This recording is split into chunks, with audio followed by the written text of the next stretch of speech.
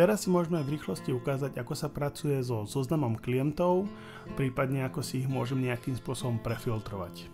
Teraz sme vlastne v adresári klientov, kde vlastne mám zobrazených všetkých klientov a ich informácie vlastne, ktoré mám zaznamenané v Mangu. Medzi také zaujímavé stĺpčeky, ktoré tu mám, tak vidím hneď na začiatku, kedy bola posledná aktivita k tomu klientovi. To znamená, keď mám kolegov, ktorí vlastne vytvárajú aktivity k jednotlivým zákazníkom, tak tu vlastne vidím, kedy bola posledná aktivita, ako dlho je od tej aktivity a pokiaľ mám nejaké stanovené pravidlá, že k VIP klientom musím pristupovať aspoň raz za 30 dní alebo niečo takéto, tak tu si to samozrejme môžem skontrolovať, či tam tie aktivity od obchodníkov alebo od iných kolegov sú alebo nie sú. Potom máme tu samozrejme IČO, DIČO, DPH, také klasické záležitosti. Máme tu užívateľa, respektíve možno obchodníka. Máme tu status zákazníka a ďalšie veci, ktoré sú dôležité pre naše podnikanie.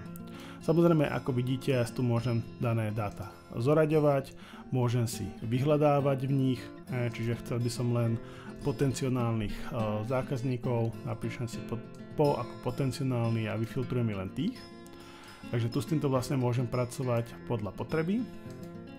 Prípadne môžem použiť samozrejme aj detailný filter, ktorý si vlastne môžem navoliť tu. Čiže chcem všetky firmy, ktoré majú v názve trans, ako nejaká dopravná spoločnosť napríklad, a chcem, aby boli z Nitry a chcem, aby sa o nich staral ten užívateľ, dám si vyhľadať a nájdem mi všetky vlastné firmy.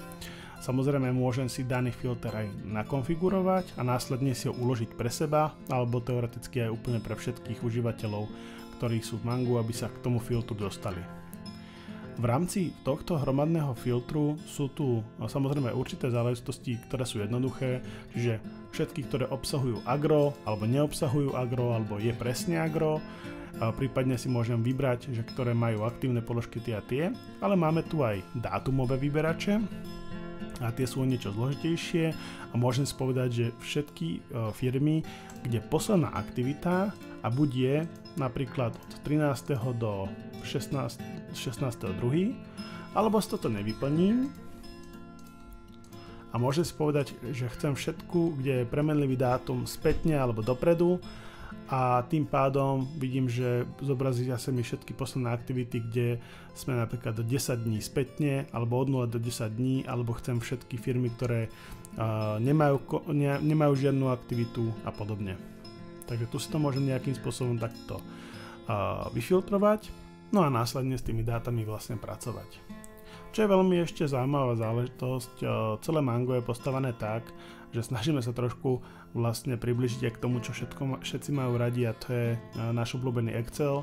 To znamená, že ja s týmito dátami môžem rovno tu pracovať a môžem rovno si ich tu zmeniť, upraviť a všetko vlastne bude uložené.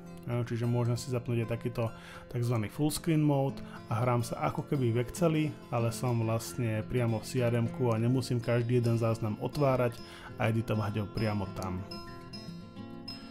Tak, potom tu môžeme v rámci adresáru samozrejme si určité firmy vyklikať a môže si k ním urobiť potom nejakú hromadnú úlohu, vytvoriť nejakú kampaň, všetko záleží od toho, čo mám povolené v svojej roli alebo nemám. Mango má potom aj samozrejme také zobrazenie pre mobilné telefóny, to znamená, môžem si to prepnúť do tohto zobrazenia, ktoré sa mi automaticky aplikuje, keď sa prihlásim na telefóne a vidím všetky firmy vlastne v takomto kartičkovom zobrazení. Tak, potom tu máme ešte v rýchlosti adresár osôb. To znamená, tak jak sme si vytvárali pred chvíľkou novú osobu, pána Jakuba Nového, tak vidíme, že tu mám všetky osoby, ktoré mám vlastne v Mangu vytvorené a vidím, k akej firme sú pridelené alebo nie sú. Tak, to je zo zoznamu asi všetko. Na budúce sa pozrieme na exportovanie a importovanie údajov.